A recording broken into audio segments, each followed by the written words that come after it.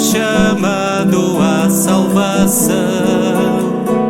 Deixa o traje de luto, porque o Senhor é nossa justiça. Alegre-se o deserto e rejubila a fonte mais pura. Consolai o meu povo, tende coragem, Deus nos conduz. Partilhai a riqueza, porque Deus de todos é Pai. Sois benditos, entrai no reino da luz. Porque eu tive fome e vós destes-me de comer. Tive sede e vós destes-me de beber. Povos de toda a terra, fazei da vida uma refeição. Preparai o caminho, abri as mãos para repartir. Nesses bairros de fome, onde a miséria resseca o homem, numa casa sem vida, onde ninguém consegue morar. Partilhai a riqueza. Shalom.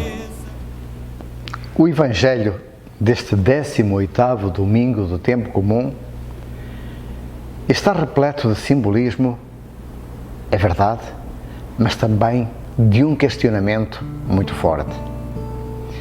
Jesus tomou conhecimento de que Herodes havia matado João o Batista e retirou-se para um lugar deserto. João é assassinado no palácio de Herodes, que é o lugar onde, devido a pressões e a jogos de interesses mesquinhos, a morte é decretada.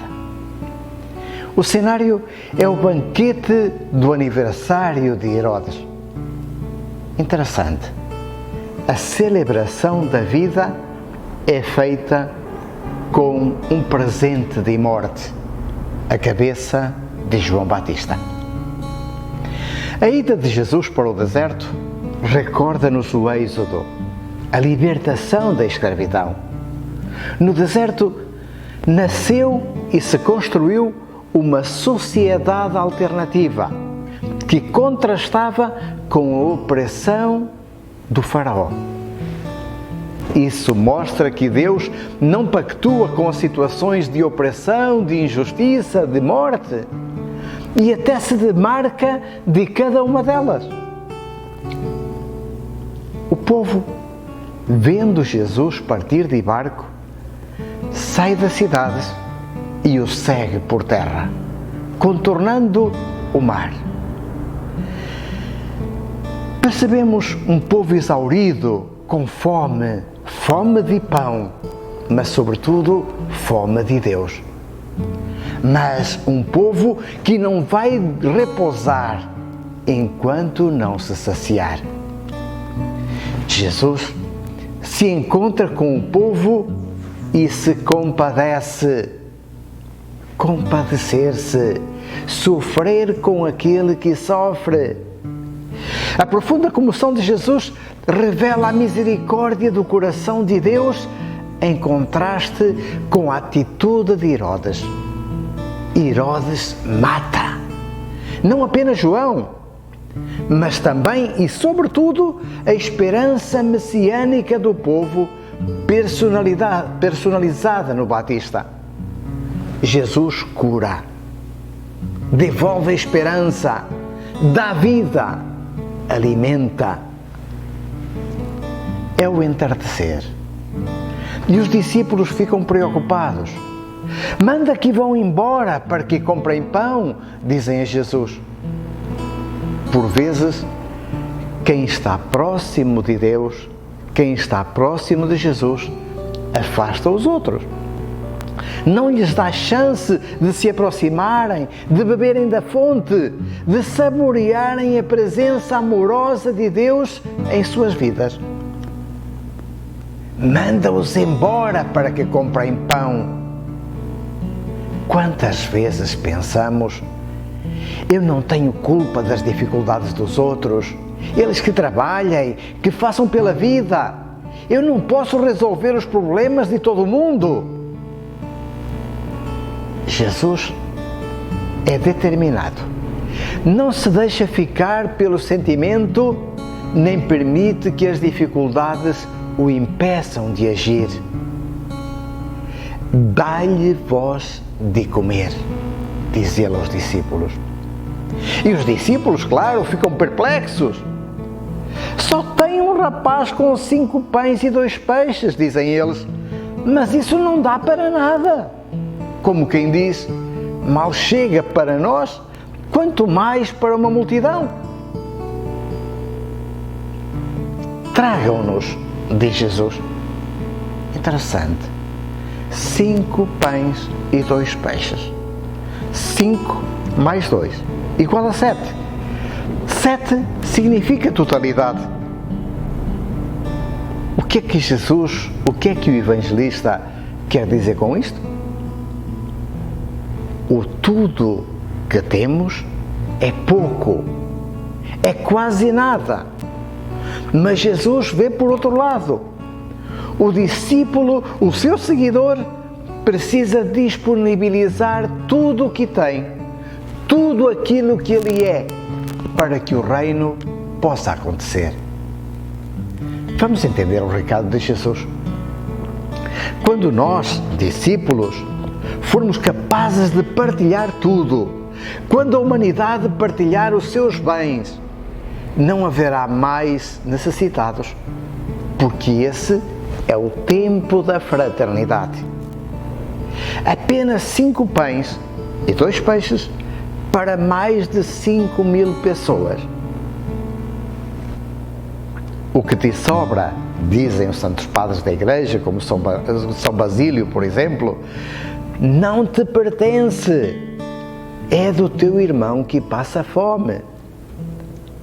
E o Concílio Vaticano II nos diz: alimente o que morre de fome, porque se não o fizer, você o estará matando.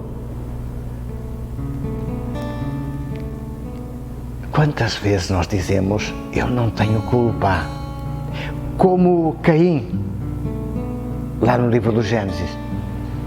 Mas também a nós, Deus pergunta: onde está teu irmão? Será que já pensamos que a quantidade de alimento que se estraga em nossas casas poderia saciar a fome de milhões de irmãos nossos? Já pensamos quantas crianças morrem de fome por não terem um pedaço de pão, um copo de leite? Já nos demos conta que o sistema econômico atual está empobrecendo cada vez mais as pessoas? Já nos demos conta do quanto a violência e a insegurança poderiam terminar se todos cuidássemos da dignidade uns dos outros? Jesus manda sentar a multidão. Por que é que Jesus faz isso? Porque ele respeita as pessoas. Mandá-las sentar é um sinal de dignidade, de liberdade. Lembra-nos a humanidade reunida no banquete do reino messiânico, contrastando com o banquete seletivo de Herodes. Depois, Jesus toma os pães e os peixes e, erguendo os olhos aos céus, pronuncia a ação de graças. E nessa ação de graças percebemos que para Jesus tudo é de Deus, tudo foi criado por Ele, tudo é colocado na terra por Deus para sustento de todos. Para isso é preciso acolher o dom do pão da palavra, que nos convida a partilhar.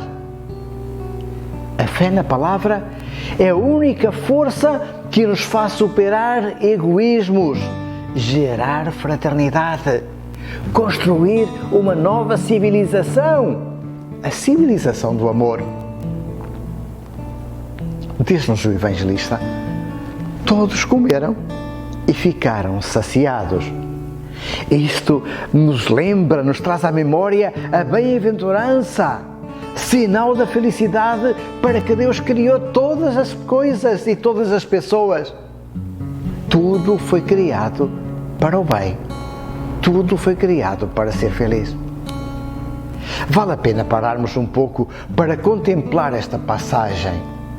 Jesus olha a multidão faminta que o segue e sente compaixão. É sem dúvida a expressão do amor de Deus pelo seu povo. Um Deus que olha e se preocupa diante das necessidades humanas e se desdobra numa ação transformadora, saciando a fome da multidão. Com Ele, precisamos aprender a ver, a olhar, desviar os olhos diante das situações de desumanização que acontecem bem na nossa frente. Sentir compaixão, deixar-se tocar, deixar-se comover diante das necessidades do próximo, permitir que a compaixão, a misericórdia brote do nosso interior, das nossas entranhas, do nosso coração. Meu irmão, minha irmã, não basta ter consciência da miséria do mundo.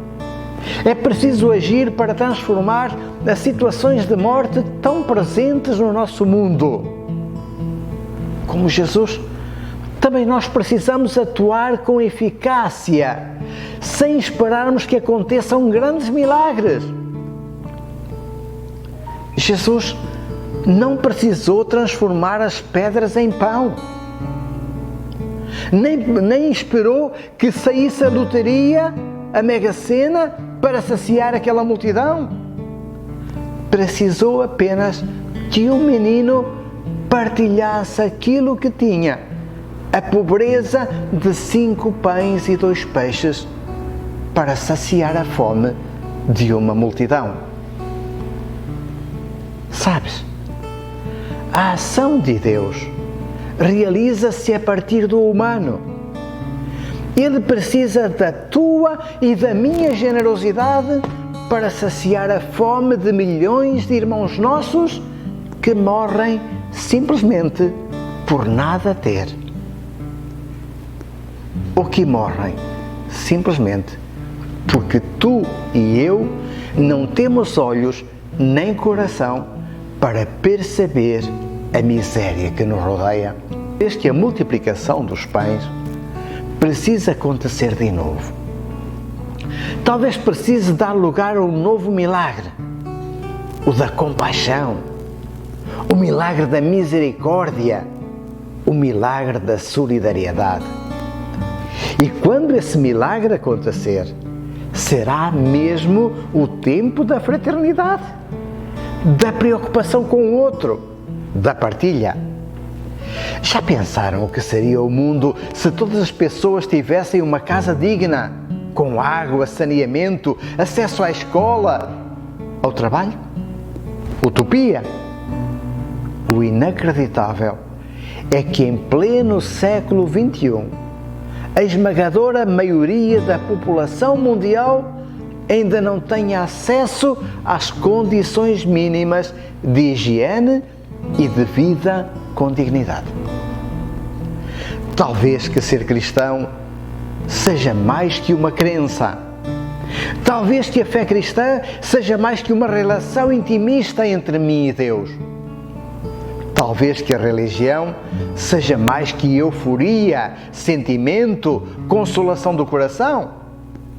Porque se não amas o teu irmão que vês, como podes amar a Deus que não vês?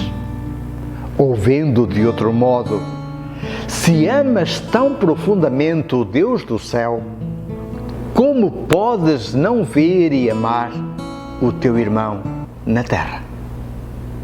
Shalom. Vozes de paz estão se ouvindo.